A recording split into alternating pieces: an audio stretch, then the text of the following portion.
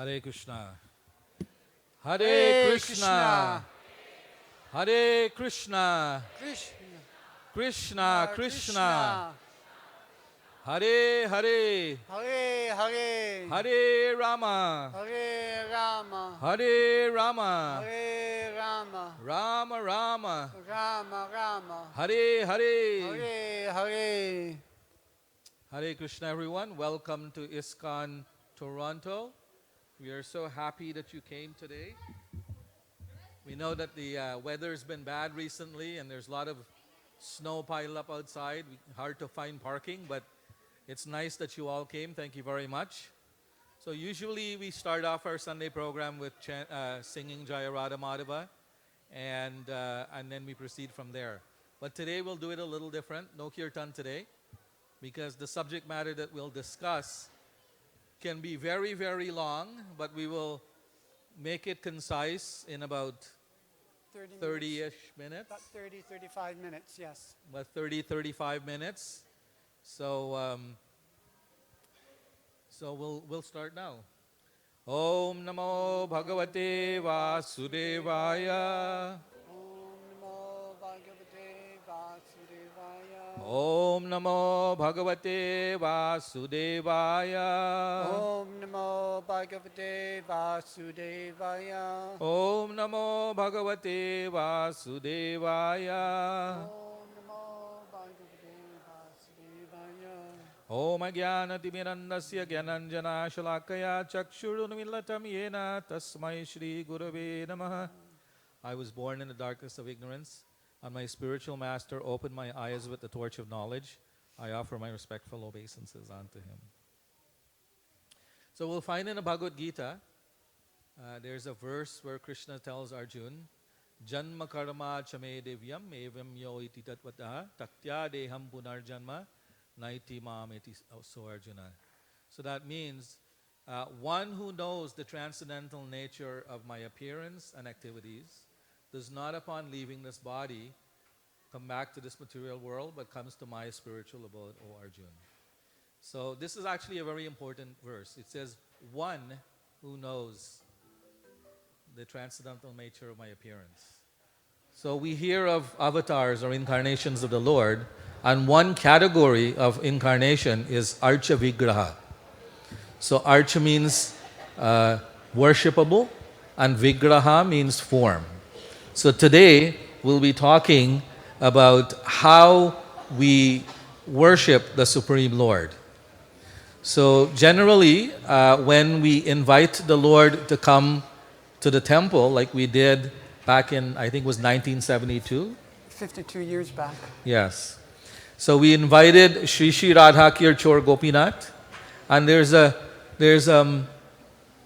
festival that takes place. It's called Pran Pratishta, where we invite the Lord to take residence in the body of the deity. So Pran means life. So the life force of Lord Krishna comes and occupies the deity form. So we don't worship statues. We worship the Supreme Lord, because the understanding is when we perform this Pran Pratishta, the Lord actually comes and He's sitting there. So we have these three beautiful singhasanas here, and the Lord is sitting on the singhasan, and He's giving darshan to everyone. So Prahlad Maharaj mentions that there are 9 processes of bhakti, and one is archanam, which is worshipping the Lord, and another is dasyam, which is being a servant. So today we will talk about how, as servants, we worship the Supreme Master. So we see this when we come every time to the temple. We see this worship taking place. But the worship that we see we just had an arti recently around 6 o'clock. So that is actually just a tiny fraction of the worship that takes place. Most of the worship that takes place happens behind the closed doors. So not everyone gets an opportunity to experience that. But we can experience it in a small way in our homes, right? And we can be the one where Krishna says, one who understands the transcendental nature of my appearance. So one of the appearances of the Lord is the Archa Vigraha form. So if we can come to fully understand this, we can be that one. And we can go back home, back to Godhead, and see Krishna face to face. But we don't have to wait until the end of this life to see Krishna face to face. We can see him now. Because if we understand that this is Lord Krishna himself that is standing there, then we have come that much closer to understanding the purport of that particular shloka. So if you, I think most people here have an altar at home. Yeah? Not many. Oh. How many has an altar at home? Okay. Quite a bit. Yes. So, Krishna also says, there's a very famous verse where he talks about offering things to him. Anyone know that verse? Pattaram pushpam valam toyam yome bhaktiya prayachati. So he says, offer to me with love and devotion a fruit, a flower, leaf, or water. But he actually doesn't just mean that we go and we get a fruit and we offer. That's so easy. Or just pour some water in the kitchen sink in a glass and offer, or pick one tulsi leaf and put an offer. No. What he wants is our love and devotion, right? Fruit, flower, leaf, and water he has in abundance. He created that, that's his. But he doesn't have the love and devotion, our love and devotion to him, that he doesn't have. And that's what he wants. So if we want to be with him, if we want to go to Goloka Vrindavan and be with him all the time, then we need to exhibit that love and devotion to the Lord. So in the process of doing our daily sadhana, which is our daily worship of the Lord, we start off, you might see everybody is wearing tilak, right? So this tilak is clay from Vrindavan. So we put the tilak on, and we start with the forehead, and we dip some tilak on our fingertip, and we apply it to our forehead. We pull it up without using your fingernails, and we chant Om Keshavaya Namaha. And then we put some here, right? And this is, so when we do this, and we make the center of the tilak clean, we're establishing a temple of Lord Madhava here. And then the part that on the bottom represents a tulsi leaf. So tulsi is always found on the lotus feet of Lord Krishna. So I don't know how... Yes. Yes, so you can see in this picture that was taken by Brahma Prabhu this morning, we can see tulsi leaves offered to the lotus feet of Gopinath. And that's where Tulsi always resides. She got this blessing from Krishna that she will always reside at his lotus feet. So she's there. So this is what this part of the tilak represents. So we apply the tilak and we say Om Keshavaya Namaha. Then around our navel region, Om Narayanaya Namaha. And then Om Madhavaya Namaha. Om Govindaya Namaha. Then on the side, Om Vishnavaya Namaha. Om Madhusudanaya Namaha. Om Trivikramaya Namaha. Om Vamanaya Namaha. Om Shridharaya Namaha. Om Rishikeshaya Namaha. Upper back. What is the next mantra? Om Padmanabhaya Namaha. Lower back. Om Damodaraya Namaha. And whatever is left on the Sika region, even Mataji's, you have your thick Sika back there. Om Vasudevaya Namaha. And then we chant Lalate Keshavam Nayanam Narayanam Nadotare Vakshastatale Madhavam tu Govindam Kantakupake. So once we've applied tilak, then we do achman. So many of us, we do puja, we have a little glass. We have one there. So we call this an achman cup. And in the cup there's a spoon. We call that spoon a kushi. So we put 3 drops of water in the palm of our hand, and we chant Om. So Brahma Prabhu will demonstrate. I can demonstrate. Yes. So I'll be doing most of the talking, and Brahma Prabhu will do the demonstration. So while he's doing it, I will say the mantra. So we put 3 drops in our right hand, and we look at it, and we chant Om Keshavaya Namaha, and then we sip it. Then we flick that, whatever is left in the hand aside, we wash our hand, and then we put some more water, and we chant Om Narayanaya Namaha. Then Om Madhavaya Namaha. So that's a simplified version. Then there's a more intricate version. Do you want to do the full version?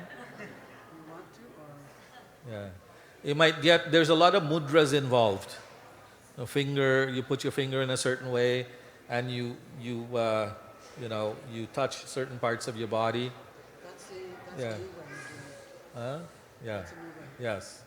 So there's so many. You touch. You put some water in your mouth. You chant the mantra. You touch your 2 cheeks, your lips, and so you're purifying. So the idea is that we've already taken bath. We've woken up. We brushed our teeth, did our morning rituals in the bathroom. We take our bath. We wear fresh clothes. We put on our tilak. So for Prabhus and even Matajis, with your shirt off, you apply the tilak and all the different. So you're not just like lifting up your shirt and try to do some fancy, you have your shirt off and you offer it nicely so that you can actually clean inside of each area. And so we've taken a bath. So the Achman is meant to purify us internally. Right? And then when we finish purifying ourselves internally with this water, again with clean, freshly washed clothes. So if you go to the bathroom, whatever you do in there is considered to be contaminating. So you throw those clothes aside to be washed, take a bath. Especially if we do number 2, bath is definitely required.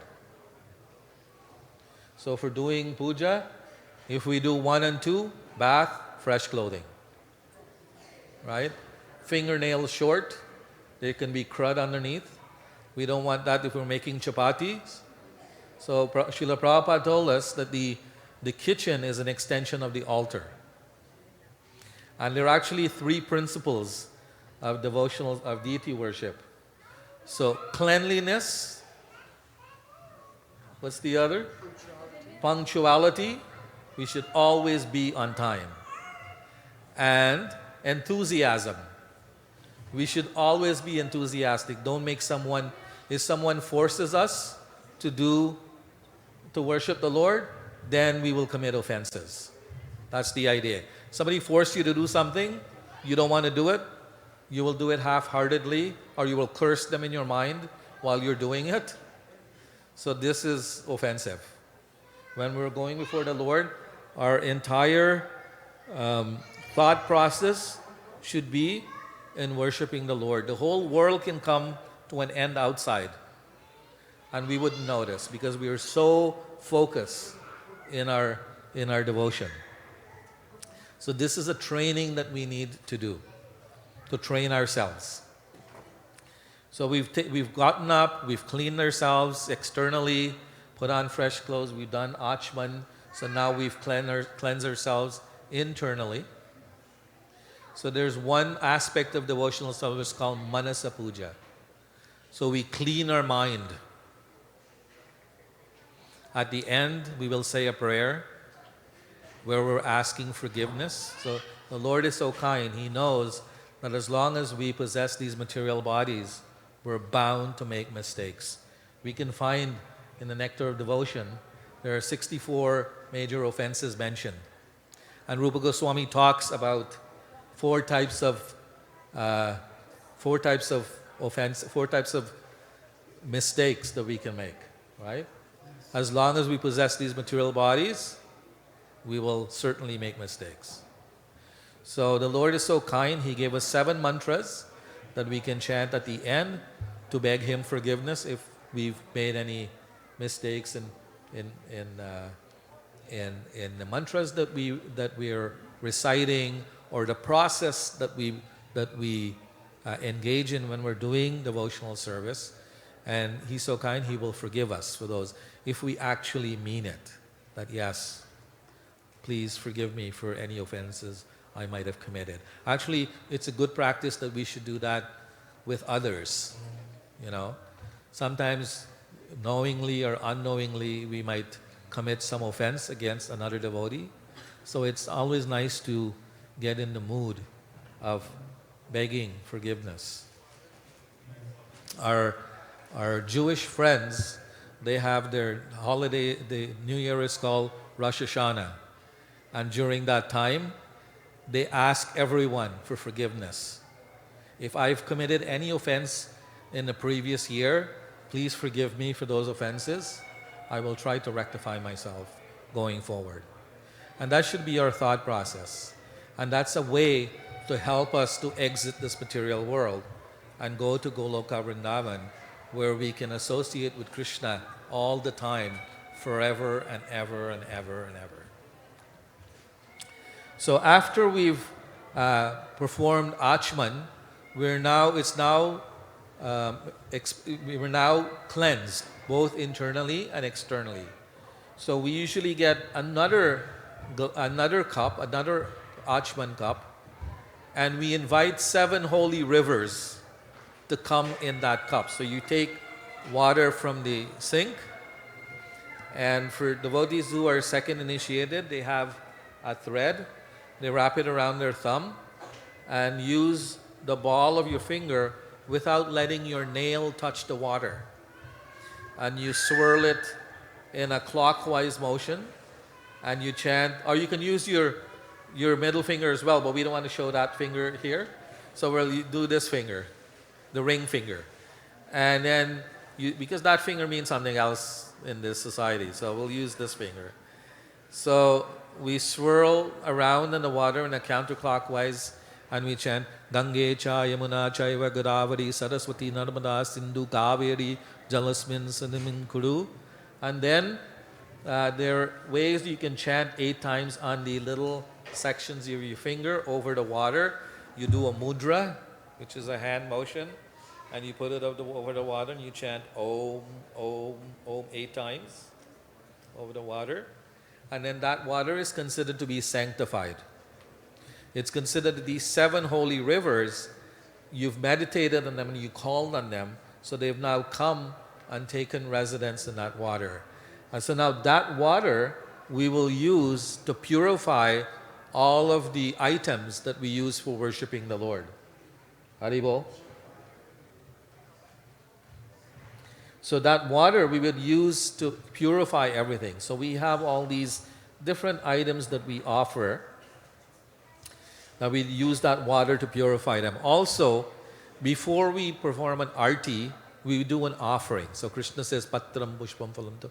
So we are using our hard-earned income to go to the supermarket and buy fruits and vegetables, right? Because we have to eat. If we don't eat, we won't be like this anymore, we'll be like this. So if we want to stay like this, we eat. So we nourish the body, gives the body energy so that they can serve the Supreme Lord. We follow a system called Sanatan Dharma. So the word Sanatan means eternal, and Dharma means, sometimes it's translated as meaning religion, but actually Dharma means duty. What is our duty? Our duty is to eternally serve Lord Krishna. That is our duty. So there's a verse in the Chaitanya Charitamrita that says, Jiver Swarup Hoy Nityar Krishna Das. So the manifestation of the jiva, the atma, the soul within the body, which is our real self. This body is just an external covering of our real self. Our real self is the atma, the soul that resides within. And so this soul, Krishna talks in the Bhagavad Gita, how it transmigrates from boyhood to youth to old age, and then into another body at death. And there's the cycle called samsara, which happens all the time. But if we want to break the cycle, we surrender to the Lord, we serve Him, we serve His worshipable form. And Srila Prabhupada said, we will get to see Krishna face to face. So many of us have heard of Mahabharata or read Mahabharata or seen a movie made on Mahabharata.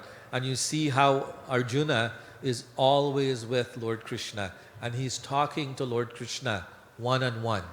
So we can qualify and come to that platform where we can also talk to Krishna. We can come and see Him and say, my dear Lord, how beautiful you look today. I love the way you placed your mukut on your head, on your turban, right? I love the way how you're looking at Radharani, or how Radharani is looking at you today. I love the way how you hold your flute, right? Every aspect. Actually, when we come to the temple, in the Srimad Bhagavatam, it explains, it describes so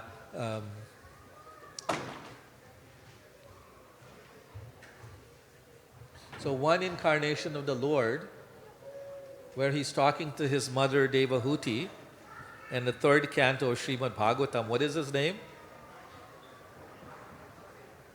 Lord Kapiladev. So Lord Kapiladev explains to Mother Devahuti how one should take darshan when they come before the Lord. So when we come, we don't look at the Lord face to face.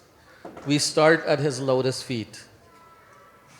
And then we slowly move our eyes up to His thighs, then up to His waist. I'm not sure what if Krishna is wearing a horn today. Sometimes Krishna wears a horn around his waist, and he used that horn when he and the cowherd boys are out in the forest to blow that horn to round up the calves. The cowherd men were looking after the cows and the bulls, and Lord Krishna and Balaram and all the cowherd boys are looking after the calves.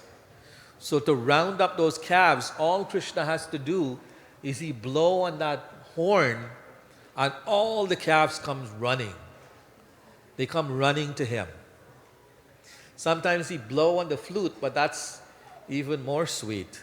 And when he blows on the flute, not just the calves come running, but every living entity immediately takes notice. Even the trees,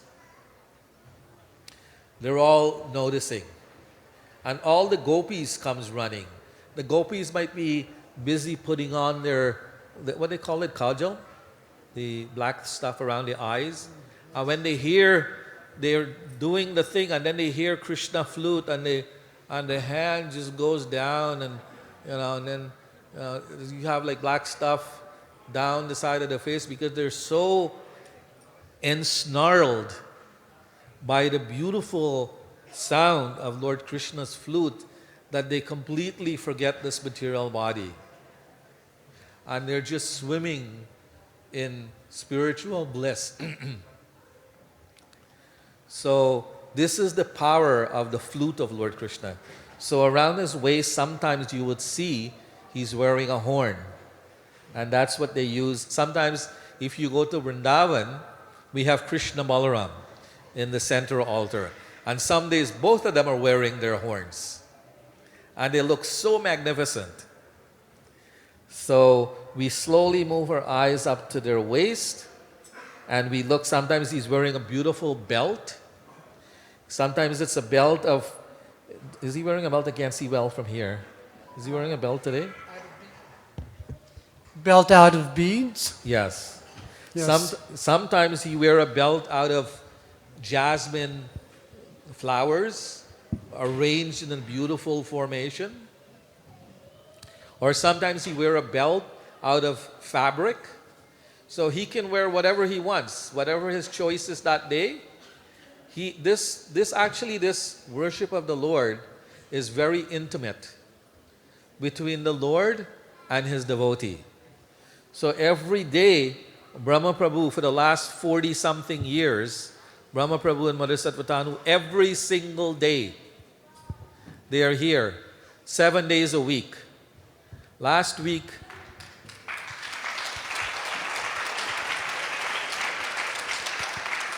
last Saturday morning and Sunday morning, in the middle of the snowstorm, they live just like a few blocks from here over on... We're about 10 minutes away from the What's temple. the name of that street? Hillsboro, Yeah, it's off, what's that name again? Davenport. It's off Davenport. So they have to walk. They come to Avenue and then they come down Avenue. The sidewalks aren't cleared because nobody's up at 3:30 in the morning when they're coming. So they're walking in the middle of the road. Just imagine. In the middle, you're walking in the middle of Davenport and the middle of Avenue Road to come here so that they can wake the Lord. So we offer obeisances to them.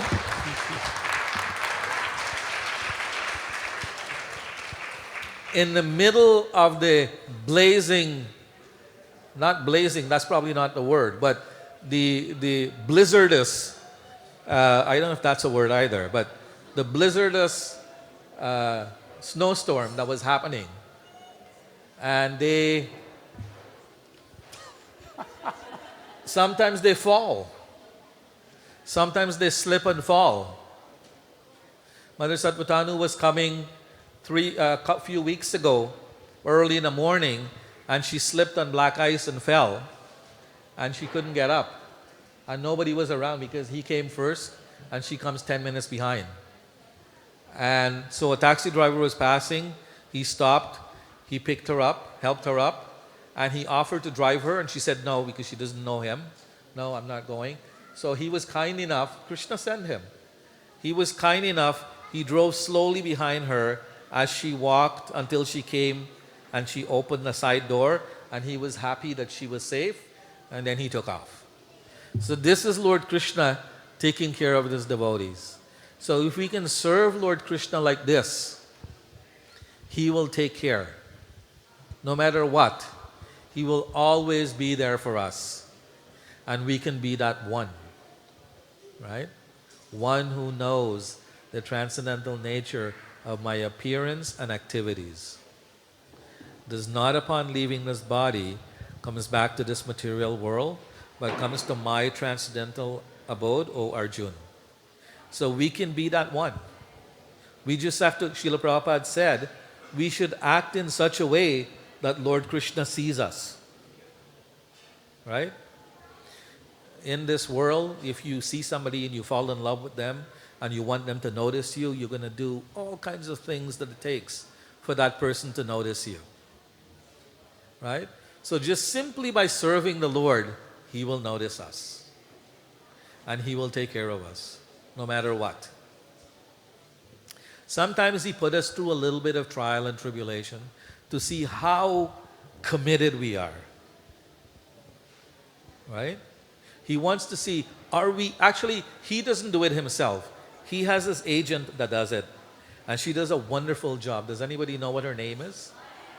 Maya. We see Durga Devi sitting there with 8 arms, right? She's doing all kinds, and one of those arms have a whip in it. That's for us. So be careful. So she is the one that does it on His behalf. But she, for devotees, she is gentle. But if you're not a devotee of her Lord, she is not gentle, I'll tell you. So now we're up to the beautiful waist of the Lord.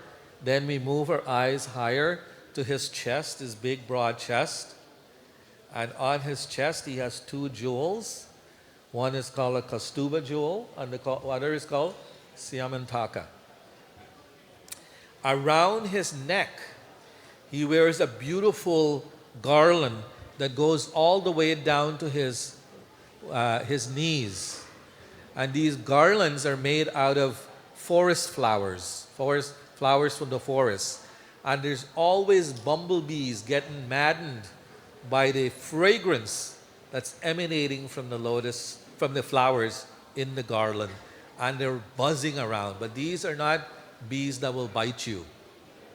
These are bees that are completely intoxicated because just by the mere wearing of the garland enhances the beauty of the garland. Just the Lord wearing the garland, He enhances the beauty of that. It's not that the garland is enhancing His beauty. He is the most beautiful. So He enhances the beauty of the garland. And so these bumblebees become maddened by the fragrance that's emanating from the garlands. Now we look, so today this is winter.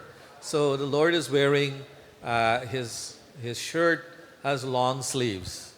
But sometimes if you come in the summertime, you would see that He's wearing short sleeves. So you can actually see His bare arms. So usually around his biceps, He wears these beautiful, what do they call them? Huh?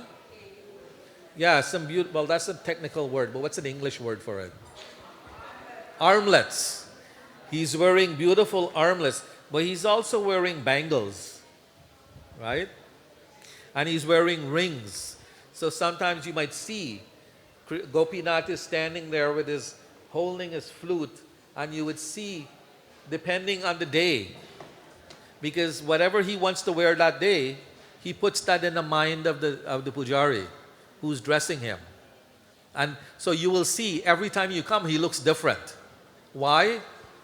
Because he doesn't want to be like us. You wear drab, white dhoti and white kurta every day, right? But we are das. It's not, we don't want to be noticed. We want him to be noticed. You notice when the pujari is doing the arti, Brahma Prabhu was doing the arti earlier, he doesn't stand in the middle.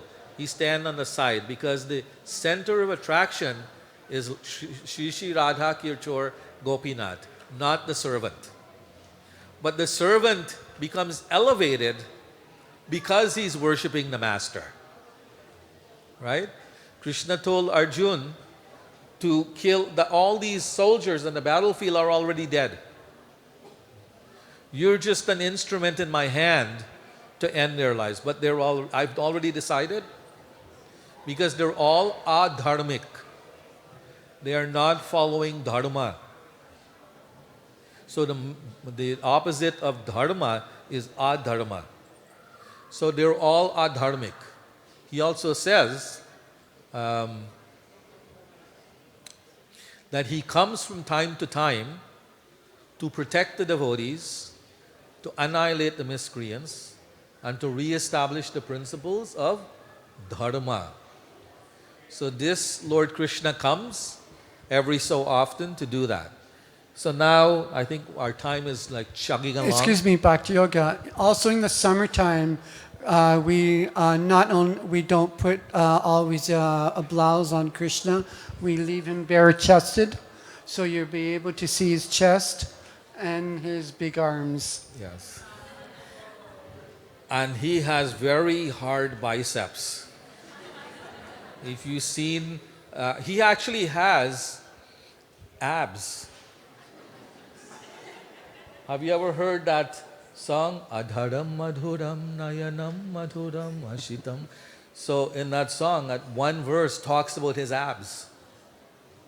They call it belly folds, but abs, it's abs. He has washboard abs. So sometimes the Lord wants you to see his abs. So he puts it in the mind of the devotee, don't put a shirt on me today. Let the devotees get a chance to take darshan of my abs. So then we move up. Sometimes he's wearing a choker around his neck. It's a type of very close wearing necklace. It's so close, people call it a choker, but you never get choked on it. But anyway. Then he says to Mother Devahuti to take darshan of the beautiful face of the Lord. And the Lord is always smiling. And he describes that his teeth are like rows of pearls. His mouth is described as like a pond, and his tongue like a fish swimming in that pond. And his beautiful lotus-like eyes are darting back and forth. Why are his eyes darting back and forth? Because you remember I mentioned earlier, we act in such a way that the Lord sees us. He wants to see his devotees. So his eyes are darting back and forth. He's looking at everyone. And then on his head, he wears a beautiful mukut, a crown. And it's decorated, and most often than not, actually always, you will see a peacock feather on his crown. Also, he's wearing beautiful earrings that are swinging to and fro. As he's moving and he's looking, his earrings are swinging to and fro. So this is the way Lord Kapila Dev, an incarnation of the Lord, describes to Mother Devahuti how one should take darshan of the beautiful forms of Lord Krishna. And standing beside him is his internal quality, his internal potency that manifests in the form of Radha. So Radha and Krishna together, they are giving darshan to everyone. So our time actually, this is actually a very vast subject. And we can conduct a seminar, if you like, for a few hours, and we can go through in more details. And if you're all interested, you can see Vishwambar Prabhu. And we can, if we have enough of a consensus, we can put on a seminar on a Saturday, maybe 4 to 6 hours. Actually, this coming Saturday on the 1st of March, we're doing one at ISKCON Milton for 6 hours. But if you come, we'll provide prasadam. You come, and we can go through in more details. You can ask questions. Today, there's no chance to ask questions. So what we're going to do next is we'll do the offering. So Brahma Prabhu will offer. Usually we cover so that no one sees. Only Krishna should see the offering first. But in this case, we will take the covering off because we're doing a training, if you will.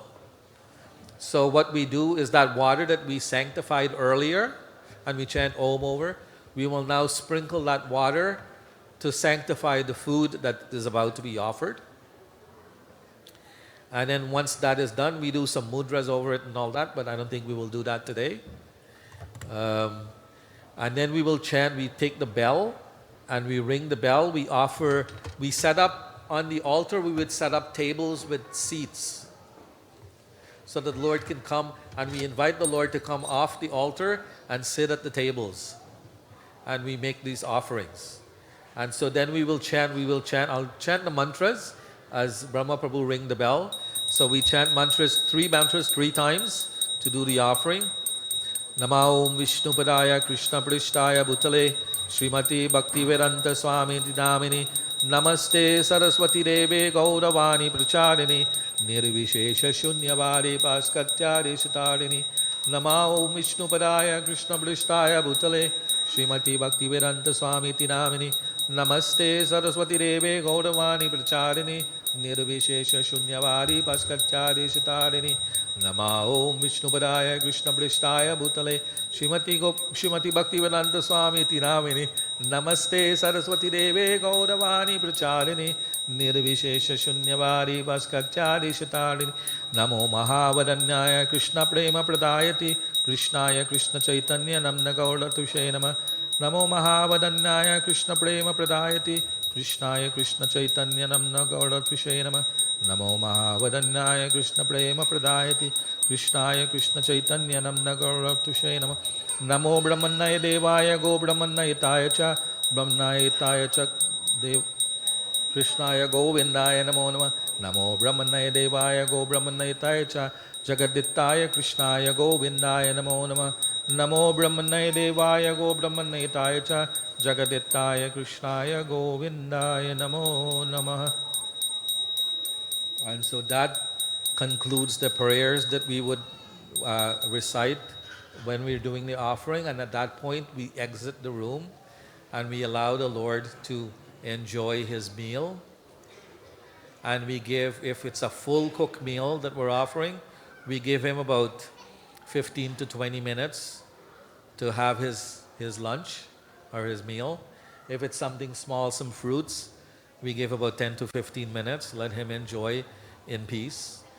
After all, he's been sitting all day, being very, sitting like a king that he is, giving darshan to everyone with his right hand. So now when the doors are closed, he gets a chance to relax. And then after he relaxes for a while and we open the doors again he's sitting there in a very formal way, giving darshan to everyone. And again when the door closes. Just like we do. So we get this from him. He is the our eternal Father, and we are his children, and so we get this from him. So once the offering is done, it's removed. We invite the Lord to go back onto the singhasan where he sits, and then we offer arti. Do we have the time to offer the arti now? What is our time like? So after this, it's prasadam. So would you like to see an arti or would you like to have some prasadam? How many wants to see an arti? How many wants prasadam? Okay, so we'll do a quick arti. So we start, each item that we pick up, we purify. So first, we take that sanctified water that we created, if you will, earlier, and we purify each item. So we start with the bell and a stick of incense. We can also do 3 sticks of incense if we like. So we purify the incense, we purify the bell, and there are mantras that we recite. I don't want to recite those mantras right now. Some of them are only meant for second initiated devotees, and this is mantras that are given by your guru. And but I will say it in English what that mantra means. So we take the incense and we start at the lotus feet of Lord Krishna. We offer 4 times to the lotus feet, then 2 to around his waist, and then 7 times around the body. So the reason why we do 4 to 7, the idea is to concentrate on his lotus feet, just like when we're taking darshan. So we concentrate, we meditate on offering to his lotus feet, then we meditate on like this entire body. So we do both for Radha and Krishna. And in the case when we're doing on the altar, we start from the left and we work our way across. Sometimes we have 3 pujaris doing, and sometimes only 1. So when we offer that incense, we just basically say, "My dear Shri Shri Radha Kirchor Gopinath, please accept this offering of incense." That's basically the meaning of the mantras that you would recite when you're second initiated and you're doing. Then we move to the lamp, the ghee lamp. So you can offer many variations of ghee lamps depending on the opulence that you want in your worship. As we advance in spiritual life, we want to increase the opulence of our offerings to the Lord. Right? Sometimes now we might only be offering water and tulsi leaves. So we want to increase and make nice succulent sabjis and rice, 5, 6 different types of rice, etc., and offer. So now we're going to offer the lamp, the ghee lamp, and this time we're offering 4 times around the lotus feet, 2 times around his waist, 3 times around his face, and then 7 times around his body. And we're chanting Sanskrit mantras, basically saying, "My dear Shri Shri Radha Kirchor Gopinath, please accept this lamp that we're offering." Actually, according to scripture, this is the actual arti, the offering of the lamp. The other items are supplemental to this one. So we offer the lamp. When we finish offering the lamp, you might see the pujari comes out and he's offering the lamp outside. Why? What is he doing? Because when the arti is taking place, all of the devatas, they come down to witness the arti. And they are there, but we can't see them because we don't have the eyes to see them. But they're associates of the Lord, and they come. So when the Lord gets his arti, then they get their share. The prasadam is offered to them in this big vast space. And after it's offered to them, then it's come to us, and we all get a chance to bow. Next, we offer water. So this is called argyam.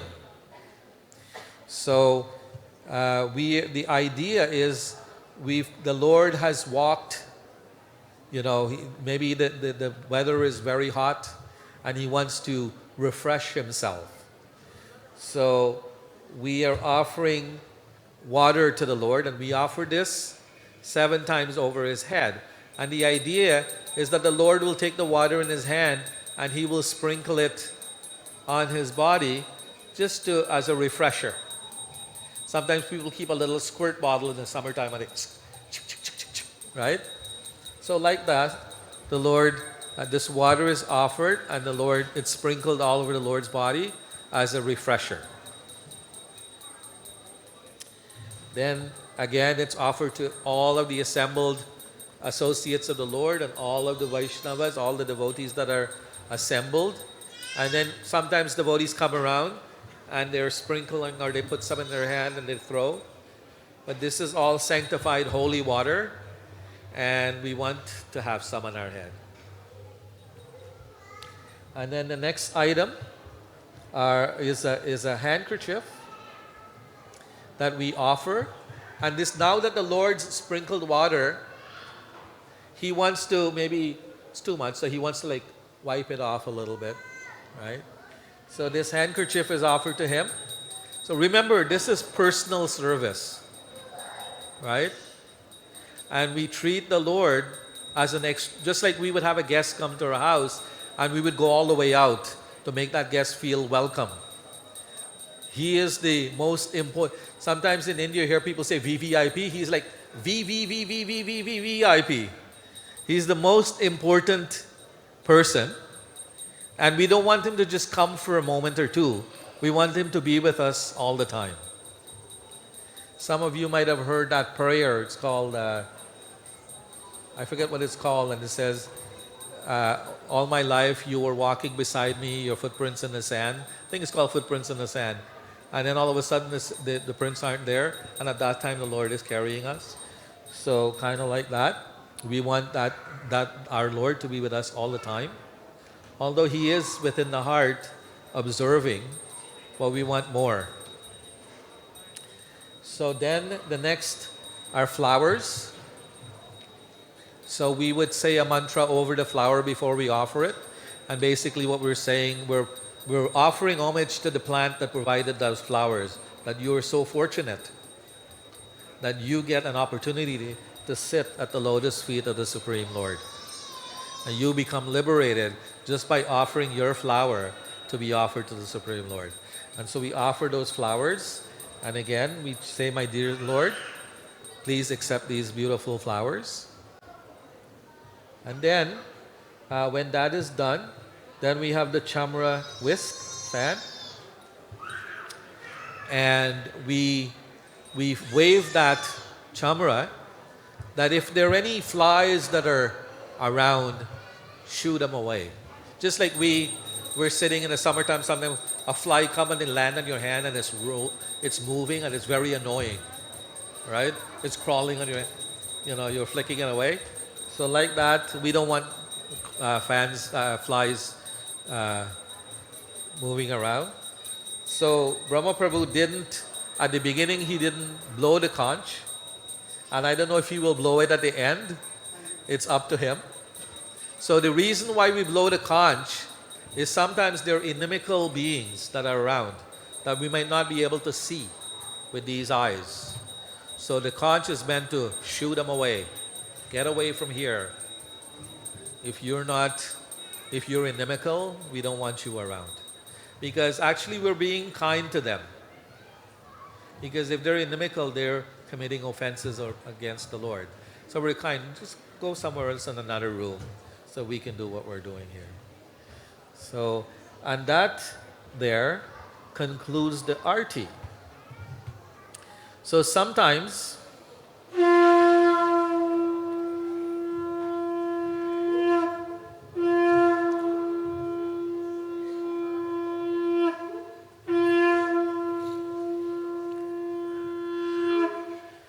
so just one last thing before we wrap up.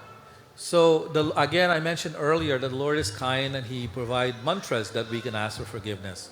Today's program is actually done in memory of Mother Yashomati Patel, who was a great devotee in our community for decades. She served here, and she recently passed away a couple of weeks ago. Her picture is over there in front of Srila Prabhupada. So, as long as I mentioned it earlier, as long as we have these material bodies, we're bound to make mistakes. So the Lord is so kind, He gave us mantras.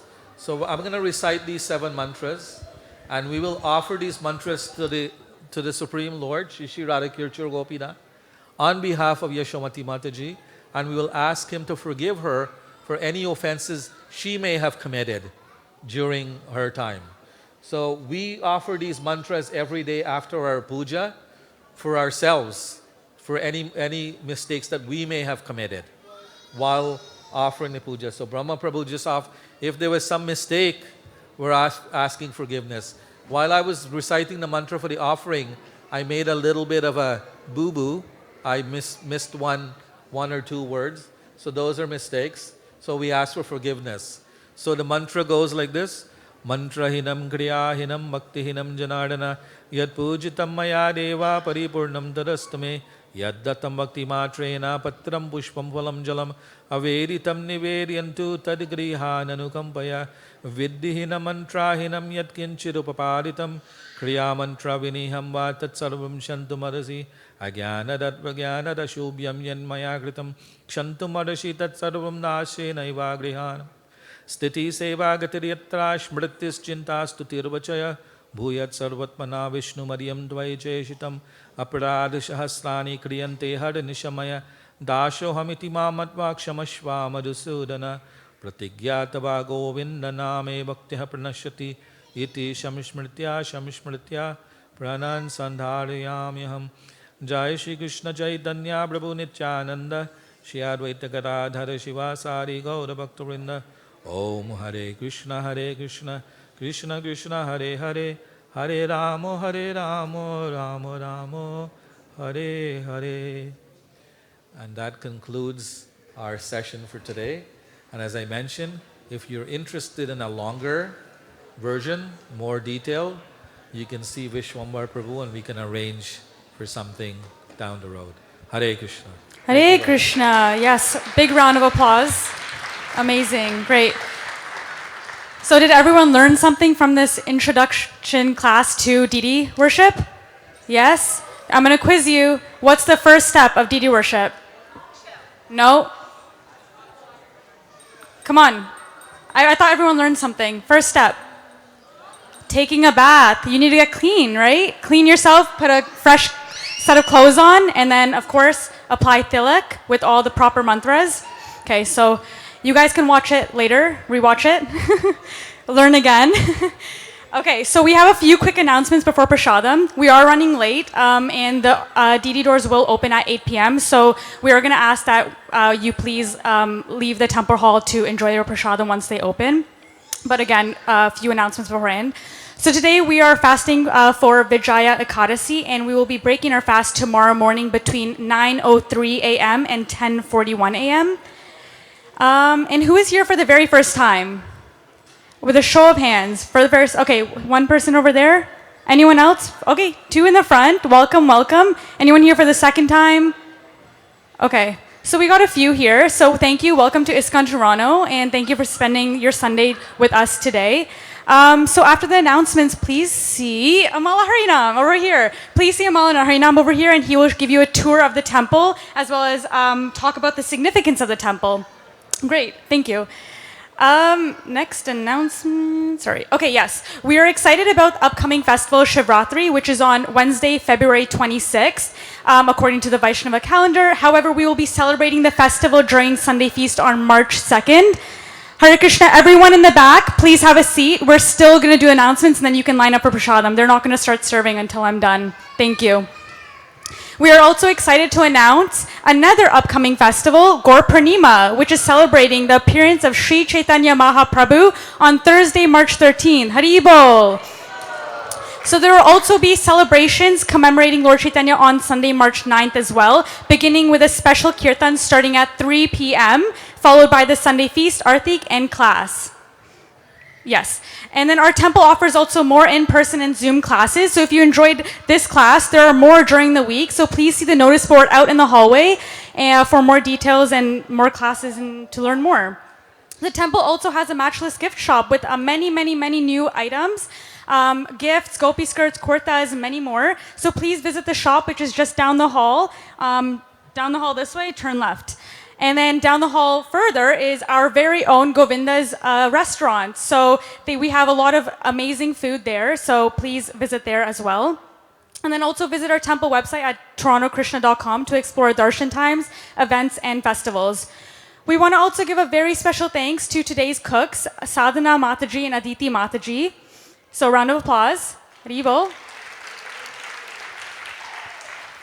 And then we have a lot of sponsors for today. So we want to extend our heartfelt thanks to the sponsors, which are His Grace Radha Gopinath Prabhu and his family, for sponsoring today's Sunday feast on the occasion of the 13th day passing away of Yashomati Mataji, so his wife and the mother of Bobby Prabhu. And then the second sponsor, obviously not in order, but the second sponsor is on the occasion of Satya Veer and Savita Devi's granddaughter's birth on November 23rd, 2024. Her name is Mudra, and she is the daughter of Mr. Deepak and Suhag and Vaishnavi Suhag. The next sponsor is Priyanka on her husband Vikrant Pandey's birthday. And then we have 4 anonymous sponsors. So we're going to chant the Hare Krishna Mahamantra 3 times to seek the blessings of Shri Shri Radha Kirshor Gopinath. Hare Krishna, Krishna Krishna, Hare Hare, Hare Rama, Rama Rama, Hare Hare. Hare Krishna, Krishna Krishna, Hare Hare, Hare Rama, Rama Rama, Hare Hare. Hare Krishna, Krishna Krishna, Hare Hare. Hare Rama, Rama Rama, Hare Hare. Thank you. To sponsor today's Sunday feast or any upcoming Sundays, as well as DD garlands, please kindly approach a devotee at the front desk. Whose kids are these? Yes, let's get your kids. Okay. And then please note that the altar will open at 8 p.m. for Sayan Artik. So once again, we did end the class late. However, the DD doors will still open at 8 p.m. So if you're still enjoying your prasadam, I'm just going to humbly ask that you leave the temple room. So either go to the hallway to continue eating or go up in the balcony. And that is all. Thank you so. Oh, one more thing. After having prasadam, please don't throw away your prasadam if you have any leftovers. There is bins in the hallway, and devotees will help you with that. And one more announcement. Hare Krishna. We recently lost a very dear devotee, Mother Yashomati. She has been serving temple for a very long time, and his Prabhu, Radha Gopinath Prabhu, they have been wonderful devotees. Please say Hare Krishna for the Mother Yashomati memory and the services rendered. May she get a place in the Vaikuntha. Hare Krishna! Thank you. Thank you, Prabhu. Thanks for your wonderful service and your family. The temple is really thankful to you, whole of your family. Hare Krishna. You can enjoy the prasadam now.